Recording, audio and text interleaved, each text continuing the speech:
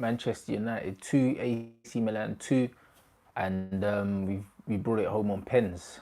Decent game. Well, it was a shit game, to be honest, for the majority of it. But what it did do is it showed us where we needed to strengthen. So I was completely happy with that. If we would have gone out there and blown AC Milan away, yeah, beat them 4-0, 5-0, I'm not saying that deals haven't already been done, but I'm saying possibly then you get, like Ed Woodward, you get the owners thinking, you know what?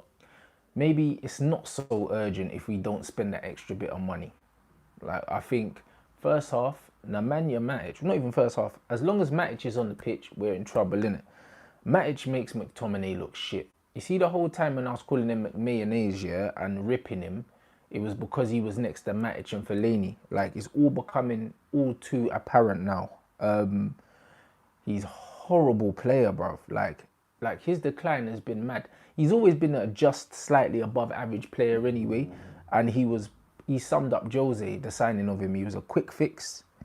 It was literally just a stopgap in order to kind of stabilize the team, and we got the best out of him for one season. I think his first season he was very good, but he's a very poor player, and because he's someone who demands the ball to go through him, he stifles McTominay. When McTominay plays with Pogba, he looks like a different animal. Or just even when he plays without him. As soon as he went off, McTominay went back to Sergio Biscuits, bruv, dominating and moving the ball around beautifully. So, all in all, I think we can see where the gaps are. Matic's position. If you look at the team now, you see, you take Marcus Rojo out, you put Maguire in. Cool. We're nice. Like, Luke Shaw, it looked questionable on the left side, but you know what I mean? I'm going to agree with you guys and say we got bigger problems right now with the likes of Nemanja Matic, who's dog shit. You look at Mata in the 10, who for me is just, he's a passenger. Like, he does the odd good thing, but for me, he's got no legs, bruv. He affected our press today. As soon as he got taken off, again, our press was better. And then Pereira played on the right-hand side. He didn't have a great game. You swap Pereira for Dybala, yeah, and you swap Mata for Bruno Fernandes. You swap Matic for Pogba. You swap Maguire for Rojo. And then look at that team. All of a sudden, that team's looking wild. Rashford got on the score sheet today. He didn't have a great game, but the one chance he did have, he took it very well. Like, I even tweeted, the defending looked hella suspect, bruv. I don't know. My man just let Rashford run past him, and then the other guy slipped. But he showed great determination and just drive to just bomb forward, and I like that. As I said, when Rashford can just be fearless, get his head down, and like he is a threat. When he's got his back to goal, he's not. Which is why I always said Martial in the down the middle, Rashford out wide, and that showed everyone why. Them two interchanged brilliantly well today. I was very, very, very happy with that. And Martial got an assist from the middle, taking the ball round and sliding it through to Jay Lings in the second half when he came on. I just think that Martial's IQ is higher. He tries to link play more. He has more of a picture of what's in his head. Rashford's thing is get the ball out of my feet and just hit it. Like, he just wants to bang shots from everywhere and that. Rashford's is a more just a raw talent thing and a raw power thing. Whereas Tony's got the finesse. So I think they complement each other very well. I don't think it's a case of either or. I think we can play them both. I remember there was a time where Mourinho was like, it's one or the other. But it doesn't have to be, bruv. Like, they're two very, very different players. As much as people try and compliment them. Martial's more intelligent, more cute with it, and way more finesse. And Martial and Rashford is powerful, bruv. He's explosive. With his press, like there was an instance where he won the ball back for us today, where he must have sprinted like 30 meters to win the ball back on the left wing. That's what he gives you that Martial doesn't give you, bruv. So, as much as people like to compare them, they are nothing alike, bro. Like, nothing alike whatsoever. So, I have to say, neither of them had amazing games. As much as Rashford got his goal, I don't think he played well. And Tony got the assist and done some decent things, but I think he could do better too. Them two were interchanging, which was very nice to see. Martial started down the middle, then drifted out to the left, and then Rashford went up front, and then they switched again. When the goal came, Rashford came in from the left, and then Martial was back down the middle. and vice versa. Like, and I think that's cool. I like what Ollie's trying to do. Like, I think we're seeing the philosophy that he wants to bring into the squad now, and I'm completely behind it. The press was beautiful today.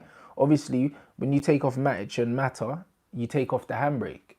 It's quite simple. These guys do not have the legs to play the football that we want to play. And this is why I said it seems to me like Ollie's kind of winging it. He doesn't know what he's trying to do, offering Mata the new deal. Because in my head, I'm thinking we've got Gomez who can play there.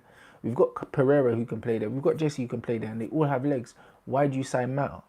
But these men are saying, oh, it's for the changing room and that. And I have to give Ollie the benefit of the doubt. Because it's very, very, very clear the kind of football he wants us to play. It's very clear, man. And I'm behind it, man.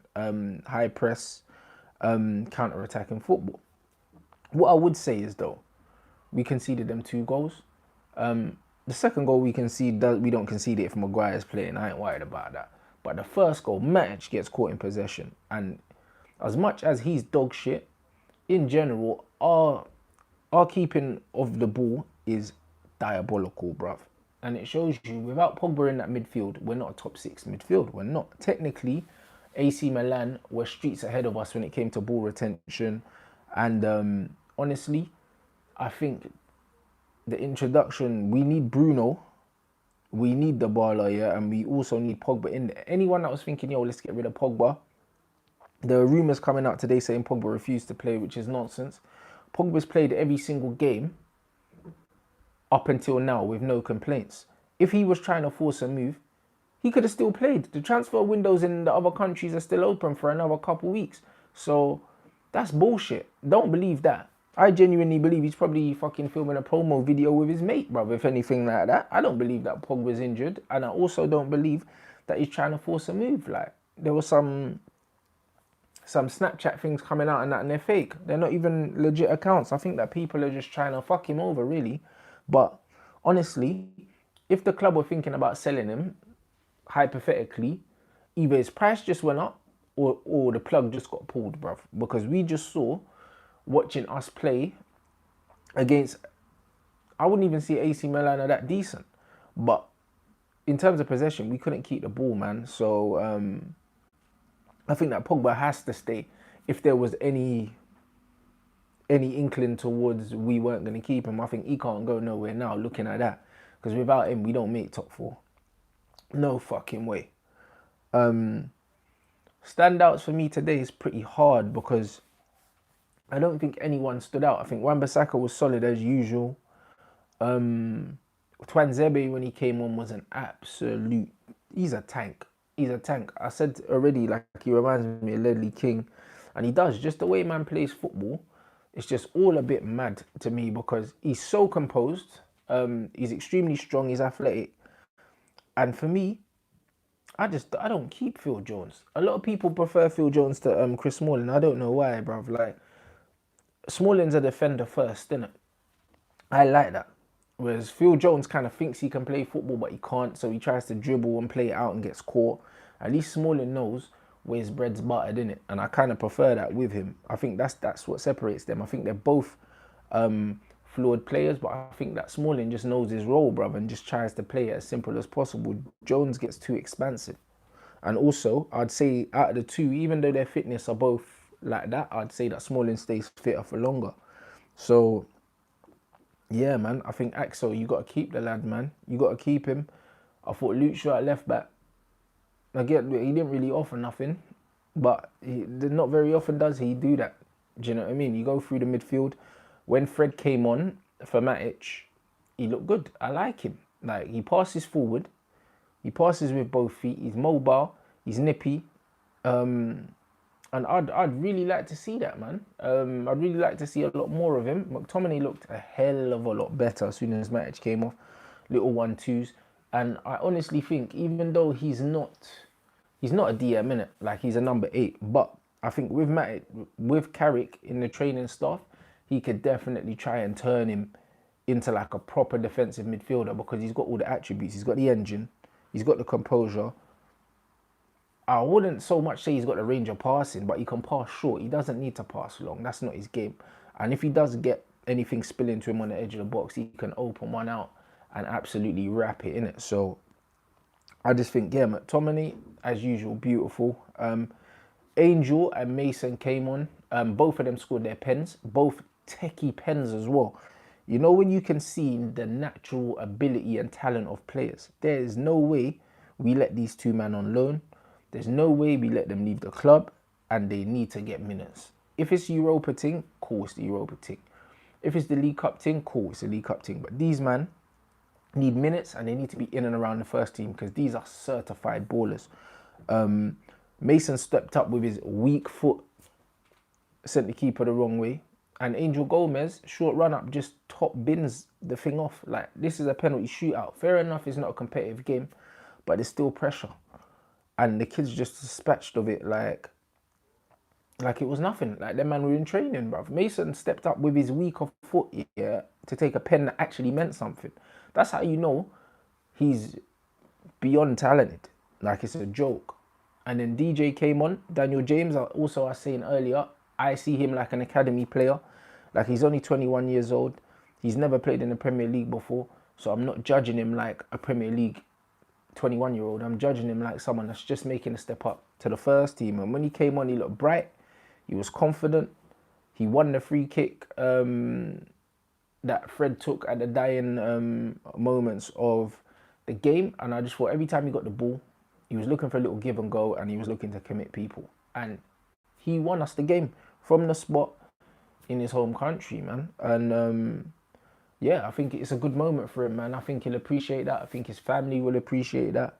And also, David De Gea made a fucking save from a penalty. What about that?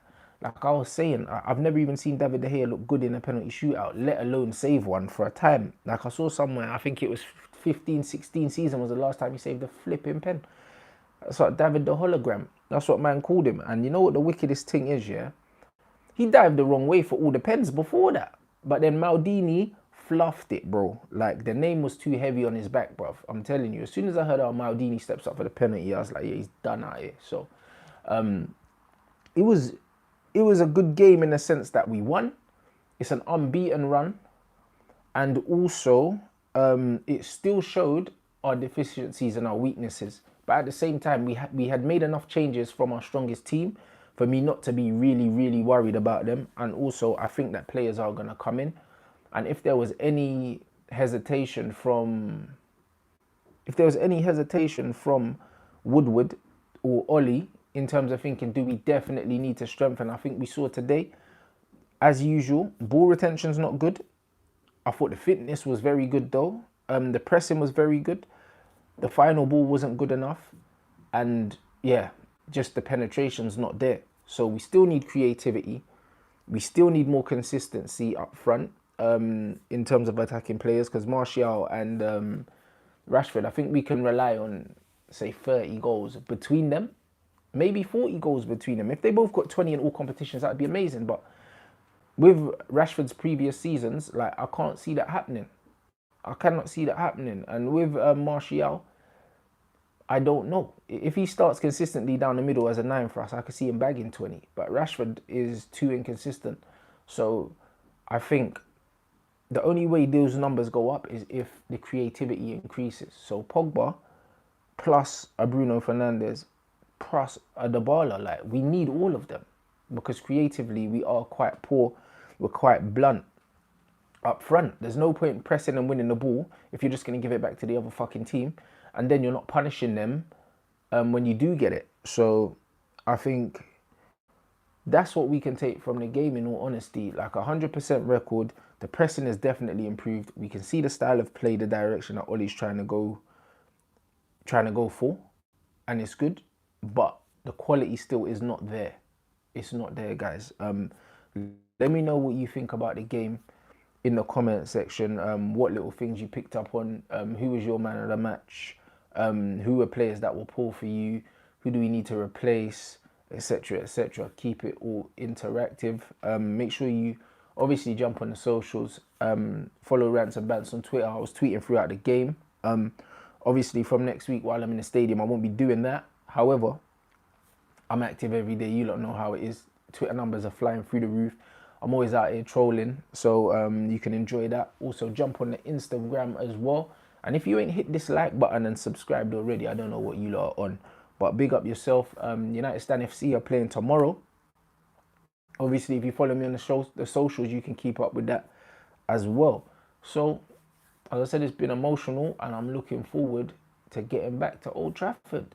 Catch you lot in a bit.